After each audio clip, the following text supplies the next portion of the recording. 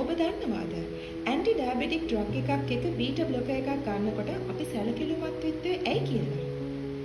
Aunty diabetic drug එකක් ගන්න අපේ බ්ලඩ් ග්ලූකෝස් ලෙවල් එක වැඩි නම් මේ බ්ලඩ් ග්ලූකෝස් ලෙවල් එක ඇන්ටි ඩයබටික් ඩ්‍රග් එකකින් අඩු කරනු ලබනවා. සමහර අවස්ථාවලදී අපේ ඇඟේ තිබිය යුතු ප්‍රශස්ත ග්ලූකෝස් මට්ටමට වඩා අඩු තත්ත්වයකට උනත් පත් වෙන්න පුළුවන්. ඒ කියන්නේ හයිපෝග්ලයිසීමියා වගේ තත්ත්වයක් ඇති වෙන්නත් පුළුවන්.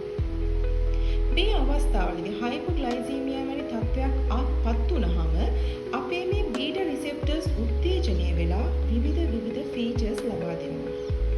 උදාහරණ විදියට headache, dizziness, shakiness, unconsciousness, hunger වගේ තත්ත්වයන් ඇති කරනවා. මෙවැනි අවස්ථාවලදී අපි මුලින්ම කරන්න ඕනේ මොන හරි sugar, ග්ලූකෝස් තියෙන මොන හරි ආහාර වේලක් ගන්න එක.